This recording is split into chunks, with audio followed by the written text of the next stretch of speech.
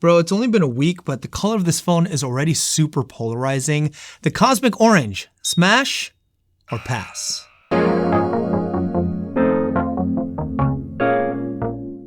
This is the iPhone 17 Pro, Apple's newest Pro-level iPhone that was released earlier this month, and man, I have some thoughts. On the one hand, I am so happy that the iPhone finally has a new look and somewhat new design. It's been like 5 years of iterative updates in this area, so the updated look is refreshing and no doubt helped increase the hype around this phone. There's also new features that have made their way to the iPhone for the first time, all coming together to make a phone that a lot of people are excited about. But on the other side of that coin, there's a fair amount of head scratching going on with some of the decisions Apple made with the iPhone 17 Pro and legitimate questions about whether the Pro is worth it anymore, as many argue that a lot of the new features are not something that they actually need. Well, I'm Jason, this is JSL Review. I've been using the iPhone 17 Pro for about a week now, and I really want to talk about both the pros and the cons of this phone and whether or not it's the right iPhone for you. Now, before we jump into it, because I know I'm going to get asked in the comments, if you guys want the wallpapers in this video,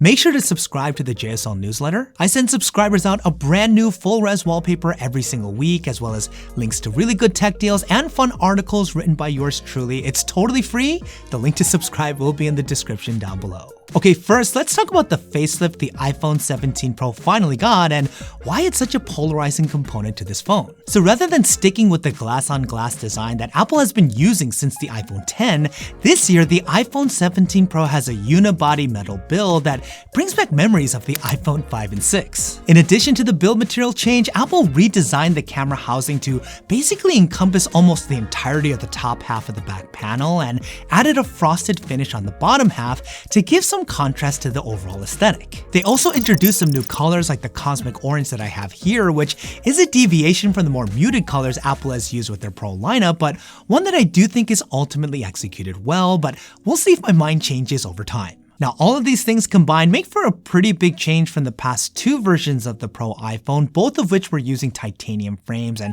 glass on both front and back. And this is where that first head scratcher comes into play, as the iPhone 17 Pro is made out of aluminum, a cheaper build material than titanium and one that isn't nearly as strong. And remember, before titanium was used, Apple was using stainless steel on the Pros, another more premium metal than aluminum, so it does seem strange that Apple would go back to a build material that they've pretty much avoided for the Pros up to this point. And man, I don't know if you remember, but Apple made it a point to really gas up the use of titanium when it was first introduced to the iPhone, so it just seems odd to completely ditch it and then use a metal that was exclusive to the non-Pro variants. Now, the rationale Apple gave to this change is around thermal management.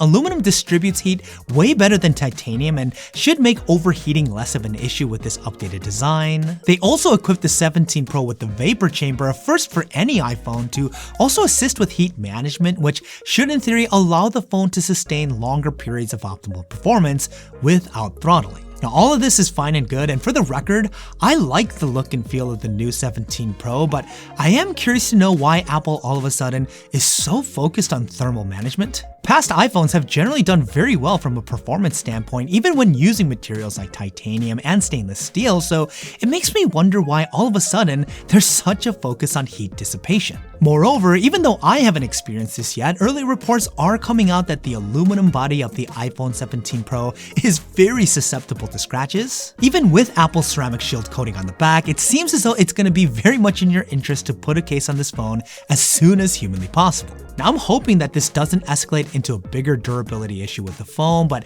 definitely something I'm going to monitor closely over time. Now, when it comes to what's new on the inside, let's start with the A19 Pro chip, Apple's newest Pro-level mobile processor. Apple has always been class-leading when it comes to what their chips can do in terms of performance, and that's still definitely the case here with the 17 Pro, but you're really not going to see it flex its muscles in the day-to-day things that most people use their phone for. Like general content consumption and even playing mobile games is relatively light work for the A19 Pro, as it can handle these actions like it's a walk in the park. What is nice is that even spec-intensive games should see better sustained peak performance with the vapor chamber and better thermal management, but again, it hasn't really been a problem before. You also get the new iOS 26 that comes pre-installed on this phone that generally feels like a more demanding software, so the A19 Pro will definitely help make the new OS feel smooth and jitter-free for longer periods of time. Apple has said that the iPhone 17 Pro does have better battery life, which should make sense with these upgrades. In my 1 week of testing, I haven't noticed any major gains yet, but it's a bit too early to tell. And even the Apple Intelligence features don't seem to be making the processor do any major backflips. This is even more so with the updated 5-core GPU architecture with a neural accelerator on each core to assist with AI workloads, but then again, Apple Intelligence is not something that I use much at all. Now I'm hoping that Apple is hinting towards a future where there's better improvements to Siri and AI features are imminent, which would explain why they went so ham on trying to keep this thing as cool as possible, but probably the main area in which this new blazing fast processor will be used today is with the iPhone 17 Pro's new cameras. So let's start with the cameras on the back. The iPhone 17 Pro has a triple camera setup. Now, all 3 cameras coming in at 48 megapixels and with Apple's Fusion technology. The larger sensor allows for natural wide angle, ultra wide, and 4x zoom focal lengths, but also a 2x and 8x lossless digital crop, making it very easy to frame up your shot in most conditions. You can also do a pretty aggressive digital zoom, which really seems to be the flavor of the month with smartphones. It works okay, but not really sure when you would need this feature in the day-to-day life. Generally speaking, the photos coming out of the cameras on the back look great, as to be expected. The Fusion camera system basically takes 2 different shots and then merges them together to pump out images that have excellent dynamic range and contrast without making them look artificial or fake. And there's a lot of consistency between all 3 cameras, which really makes the iPhone 17 Pro one of the best phones that you can go with when it comes to utility and mobile photography. The much more exciting update is with the iPhone 17 Pro's new center stage selfie camera, definitely a feature that has rightfully warranted the most attention. This to me is an example of how Apple can be very clever at times. The ability to shoot selfies in both portrait and landscape aspect ratio seems super simple and basic, but it significantly makes the front-facing camera a lot more useful. And because it's a larger square sensor, there's no aggressive crop to try and accomplish this, and the results so far are really good. But up to this point, most of the camera features and even the hardware upgrades have made their way to the regular iPhone 17, so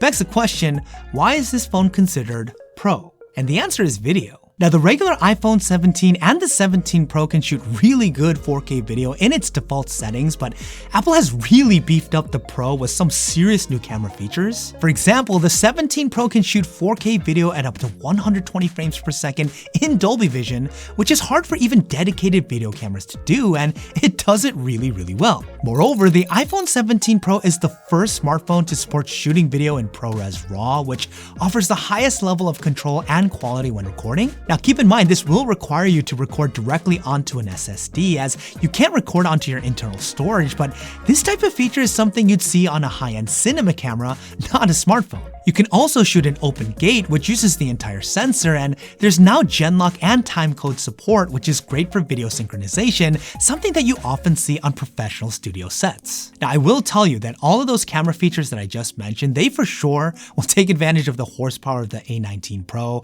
and the vapor chamber and the aluminum frame for better heat dissipation, but the question is, will you ever actually use those features? Like, are you really going to carry around a portable SSD regularly to shoot video in ProRes RAW and then take the footage and then edit it in a video editing software? For the vast majority of people, the answer is going to be a hard no. And considering that the default video is still fantastic and more than enough for regular day-to-day video capture, it really begs the question, do I need a Pro iPhone? Now, there may be a very small handful of folks whose livelihood is tied to filming video where this phone maybe makes sense, but I don't think that's the case for most consumers. And because the base model iPhone 17 Pro now starts at $1,099, I'd argue it's more of a reason to take a pass on the Pro this year and go with the very capable iPhone 17. Now, in case you missed the review of the iPhone 17, you definitely want to check it out here because it's a really good phone and probably the one that you want to go with.